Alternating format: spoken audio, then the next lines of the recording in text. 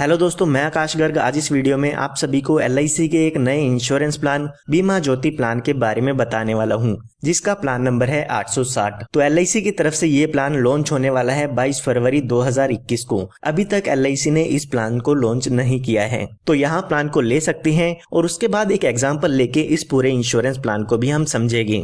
तो यहाँ पर सबसे पहले बात आती है मिनिमम एज की, यानी कि आपकी कम से कम उम्र कितनी होनी चाहिए अगर आप इस इंश्योरेंस प्लान को लेना चाहते हैं। तो वो एज यहाँ पे दी गई है 90 दिन की, यानी कि अगर आपका बच्चा 90 दिन या 90 दिन से ज्यादा का है तो आप अपने बच्चे के लिए इस इंश्योरेंस प्लान को ले सकते हैं। उसके बाद बात आती है मैक्सिमम एज की, यानी कि ज्यादा से ज्यादा कितनी उम्र के व्यक्ति इस इंश्योरेंस प्लान को ले सकते हैं। तो वो एज यहाँ पे दी गई है 60 साल की, यानी कि 90 दिन के बच्चे से लेके 60 साल तक के व्यक्ति इस इंश्योरेंस पॉलिसी को ले पाएंगे। उसके बाद बात आती है पॉलिसी टर्म की। पॉलिसी टर्म मतलब होता है जो आपका बीमा है वो कितने साल के लिए चलेगा, या जो आपका रिस्क कवर है पॉलिसी का वो कितने साल के लिए रहेगा। तो यहाँ पर वो टाइम पीरियड दिया गया है 15 से लेके 20 साल का, यानी कि आप 15 से 20 साल के बीच में कोई भी पॉलिसी टर्म ले सकते हैं, जैसे कि 16 साल, 17 साल, 15 साल, 18 साल, इनमें से जो भी आप पॉलिसी टर्म लेना चाहते हैं वो आप इसमें ले पाएंगे।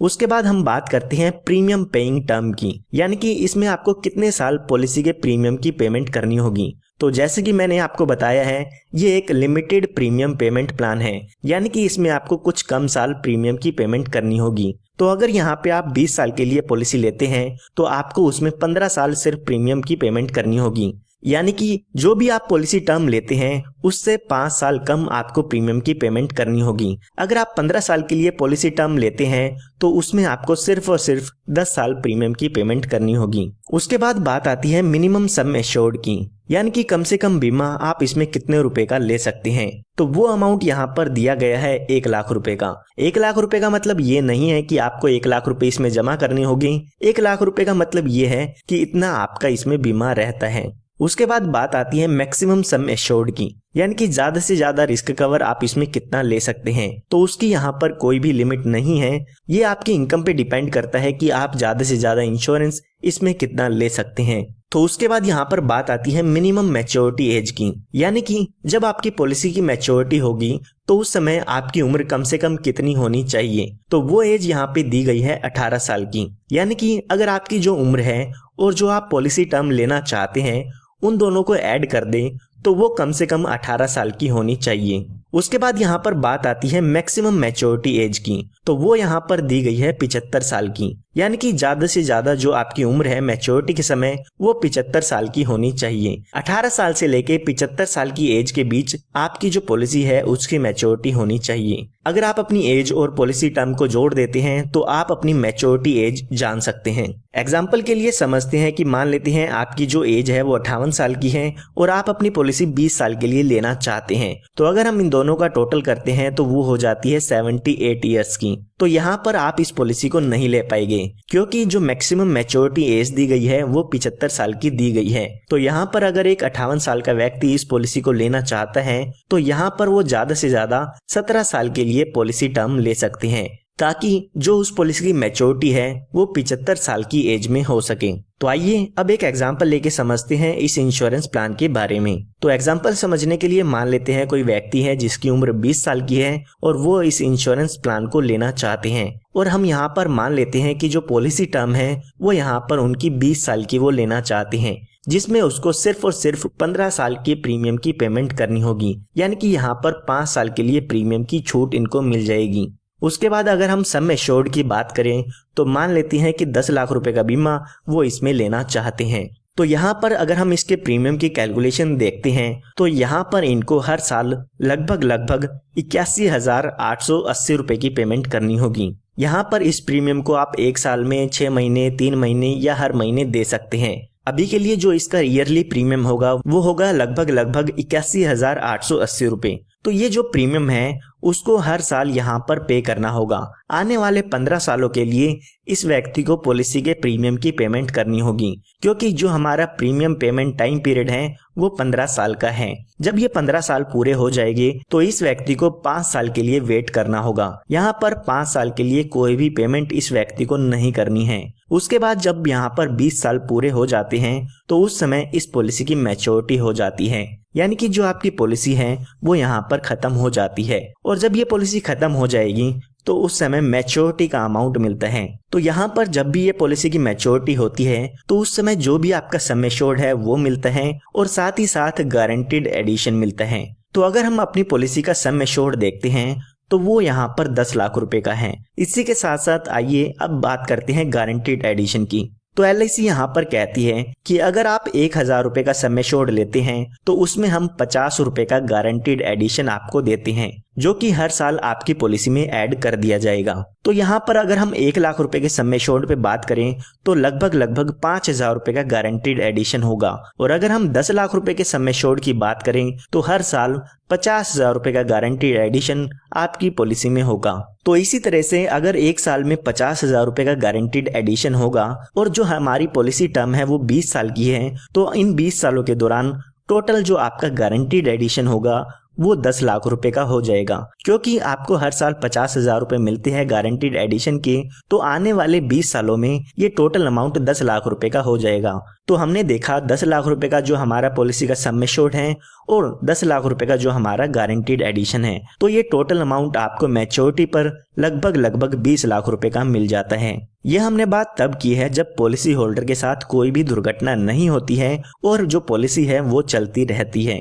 आइए अब जानते हैं अगर बीच में इस पॉलिसी होल्डर की डेथ हो जाती है तो उस समय इस पॉलिसी होल्डर के नॉमिनी या फैमिली को क्या क्या बेनिफिट मिलते हैं। तो यहाँ पर हम मान लेते हैं कि पॉलिसी शुरू होने के 10 साल बाद इस पॉलिसी होल्डर की डेथ हो जाती है, तो उस समय यहाँ पर पॉलिसी होल्डर के नॉमिनी को डेथ बेनिफिट्स मिलते हैं। यहाँ पर डेथ बेनिफिट में सम एश्योर्ड और गारंटीड एडिशन मिलता है। तो यहाँ पर अगर हम बात करें सम एश्योर्ड की, तो सम एश्योर्ड का यहाँ पर अमाउंट जानने के लिए LIC 2 कैलकुलेशन करती है। सबसे पहले जो भी आपका बेसिक सम एश्योर्ड है उसका 125% देखा जाता है और साथ ही जो आपका एनुअल प्रीमियम है उसका 7 गुना देखा जाता है, और उन दोनों में से ही जो भी ज्यादा अमाउंट आता है वो आपका सम एश्योर्ड यहाँ पर माना जाएगा। तो अगर हम यहाँ पर 10 लाख रुपए का 125% देखते हैं तो वो हो जाता है 12,50,000 रुपए। और इसी के साथ साथ हम यहाँ पर अपना जो प्रीमियम है 81,880 रुपए का, उसका 7 गुना भी करेंगे। तो इन दोनों ही अमाउंट में से जो भी ज्यादा आएगा वो हमारा यहाँ पर सम एश्योर्ड होगा। तो यहाँ पर आप देख सकते हैं जो ज्यादा अमाउंट है वो है 12,50,000 रुपए का। तो ये हमारा सम एश्योर्ड होगा डेथ के केस में। अब बात करते हैं गारंटीड एडिशन की, क्योंकि इसमें सम एश्योर्ड के साथ गारंटीड एडिशन भी मिलेगा। तो यहाँ पर पॉलिसी होल्डर की डेथ 10 साल बाद होती है, तो 10 साल का जो भी गारंटीड एडिशन होगा वो इस पॉलिसी होल्डर के नॉमिनी को मिलेगा। तो यहाँ पर हमने देखा था कि जो 1 साल में गारंटीड एडिशन होगा वो 50,000 रुपए का इसमें होगा। अगर आपने 10 लाख रुपए का बीमा लिया है तो 10 साल के लिए अगर हम इसका गारंटीड एडिशन देखते हैं तो लगभग 5 लाख रुपए का इसमें गारंटीड एडिशन हो जाएगा। तो ये टोटल अमाउंट जो डेथ के केस में मिलेगा वो मिलेगा 17,50,000 रुपए का। इसी के साथ साथ यहाँ पर आप अपनी पॉलिसी में एक्सीडेंटल डेथ बेनिफिट राइडर भी ऐड करा सकते हैं। अगर आप अपनी पॉलिसी में एक्सीडेंटल डेथ बेनिफिट ऐड करा लेते हैं और उसके बाद आपकी डेथ एक्सीडेंट के कारण होती है तो उस केस में आपको कुछ एडिशनल अमाउंट मिलता है। अगर हम बात करें एक्सीडेंटल डेथ की, तो यहाँ पर अगर आपने 10 लाख रुपए का एक्सीडेंटल डेथ कवर लिया है तो यहाँ पर पॉलिसी होल्डर की एक्सीडेंट से डेथ होने पर टोटल अमाउंट 27,50,000 रुपए का मिलता है। तो आप अपनी पॉलिसी में एक्सीडेंटल डेथ बेनिफिट राइडर लेना चाहते हैं तो कुछ एक्स्ट्रा प्रीमियम देके अपनी पॉलिसी में इस राइडर को ऐड करा सकते हैं। आइए अब बात करते हैं इसके कुछ और बेनिफिट की जो आपको इस पॉलिसी में मिल जाते हैं। तो यहाँ पर सबसे पहले बात आती है लोन की। तो अगर आप अपनी पॉलिसी में लोन लेना चाहते हैं तो पॉलिसी शुरू होने के 2 साल बाद आप अपनी पॉलिसी पर लोन ले सकते हैं। उसके बाद बात आती है सरेंडर की। तो अगर आप अपनी पॉलिसी को बंद कराना चाहते हैं तो आप पॉलिसी शुरू होने के 2 साल बाद आप अपनी पॉलिसी को सरेंडर करा सकते हैं। अगर आप 2 साल से पहले अपनी पॉलिसी को सरेंडर कराते हैं तो उस केस में आपको पॉलिसी का कुछ भी अमाउंट वापस नहीं मिलेगा। उसके बाद यहाँ पर आपको रिवाइवल का बेनिफिट मिलता है। कई बार ऐसा होता है कि आप अपनी पॉलिसी का प्रीमियम पे नहीं कर पाते हैं तो उसके बाद आपकी जो पॉलिसी है वो बंद हो जाती है। अगर आप अपनी उस बंद पॉलिसी को फिर से चालू कराना चाहते हैं तो पॉलिसी बंद होने के 5 साल के अंदर अंदर आप अपनी पॉलिसी को फिर से चालू करा सकते हैं। जो भी आपका प्रीमियम है और जो लेट फीस है वो पे करके आप अपनी पॉलिसी को फिर से शुरू करा सकते हैं। उसके बाद यहाँ पर बात आती है ग्रेस पीरियड की। तो यहाँ पर आपको LIC कुछ एक्स्ट्रा टाइम पीरियड देती है जिसके अंदर आप अपनी पॉलिसी का प्रीमियम जमा कर सकते हैं। अगर आपने ईयरली पेमेंट मोड चूज किया है तो आपको 30 दिन का ग्रेस टाइम पीरियड मिलता है जिसके अंदर आप अपनी पॉलिसी का प्रीमियम बिना किसी लेट फीस के दे सकते हैं। इसी के साथ साथ अगर आपने हाफ ईयरली या क्वार्टरली मोड लिया है तो भी आपको 30 दिन का ग्रेस टाइम पीरियड मिलता है। और अगर आपने मंथली पेमेंट मोड चूज किया है तो उसमें आपको 15 दिन का ग्रेस टाइम पीरियड मिल जाता है। उसके बाद यहाँ पर बात आती है बैक डेटिंग की। तो अगर आप अपनी पॉलिसी पिछली किसी डेट से शुरू कराना चाहते हैं तो आप अपनी पॉलिसी को बैक डेट भी करा सकते हैं। यहाँ पर आप जिस भी फाइनेंशियल ईयर में पॉलिसी ले रहे हैं उसी फाइनेंशियल ईयर की किसी भी डेट को आप अपनी पॉलिसी बैक डेट करा पाएंगे। कुछ यहाँ पर आपको इसके लिए चार्जेस देने होंगे, वो चार्जेस आप दे के आप अपनी पॉलिसी को बैक डेट करा सकते हैं। उसके बाद यहाँ पर आपको LIC की तरफ से एक सेटलमेंट ऑप्शन भी मिलता है। सेटलमेंट ऑप्शन की मदद से जो भी आपको डेथ बेनिफिट मिलना होगा या मैच्योरिटी बेनिफिट मिलना होगा उसको आप एक साथ ना लेके इंस्टॉलमेंट में ले सकते हैं। जो भी आपको डेथ बेनिफिट या मैच्योरिटी बेनिफिट मिलते हैं वो आप 5, 10 या 15 साल की इंस्टॉलमेंट में भी ले सकते हैं। इसी के साथ साथ LIC यहाँ पर पेमेंट के लिए आपको 4 मोड देती हैं जिसमें हाफ ईयरली, ईयरली, क्वार्टरली और मंथली। इन चारों ही पेमेंट मोड में से कोई भी आप पेमेंट मोड चूज कर सकते हैं। उसके बाद यहाँ पर अगर हम टैक्स बेनिफिट की बात करें तो जो आप इसमें प्रीमियम की पेमेंट करेंगे उसका डिडक्शन इनकम टैक्स के सेक्शन 80C में ले सकते हैं। इसी के साथ साथ जो भी आपको मैच्योरिटी का अमाउंट मिलता है वो भी यहाँ पर इनकम टैक्स से एग्जम्प्ट होता है। तो यहाँ पर इस प्लान की मैंने आपको लगभग सभी डिटेल्स बता दी है। फिर भी अगर आपको कोई डाउट है तो वो आप कमेंट में पूछ सकते हैं। और अगर आप इस प्लान के ब्रोशर या इसके और भी डिटेल्स जानना चाहते